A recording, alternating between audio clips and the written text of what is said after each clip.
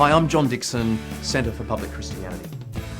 A serious historical case can be made that Jesus never existed at all.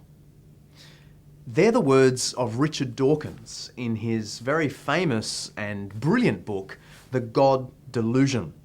When I read those, I had to read it a couple of times to work out that he really was saying what the words implied that he was saying, that a serious historical case can be made that Jesus never existed at all. Frankly, I have never read such a serious historical case, and I can't think of a single ancient historian in any university in the world who has argued that. I recently contacted 3 eminent secular ancient historians here in Australia, just to check that it wasn't my own bias and preferences getting in the way. And I put to them the question, do you know of any professional ancient historian who argues Jesus didn't exist? They all said they couldn't think of a single soul.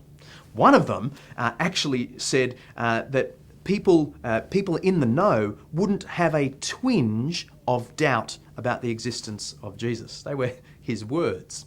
Actually, Dawkins lets the cat out of the bag, really, because on that page in The God Delusion, he's one example of someone who has made a serious historical case that Jesus never existed at all, was one Professor George Wells, who he says is professor at London University. What Dawkins fails to mention in The God Delusion is that George Wells is a professor of German language. He's not a historian of any kind.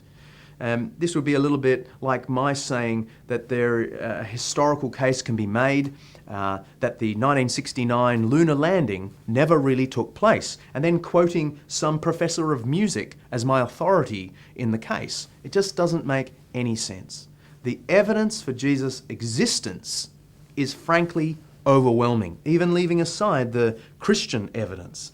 There's Tacitus, the greatest of ancient Rome's historians, Marabas, Serapion, and Josephus mentions him twice. Please don't let anyone, even if they are as brilliant as Richard Dawkins, try and sell the line that people actually think he didn't exist. No one in the know thinks that.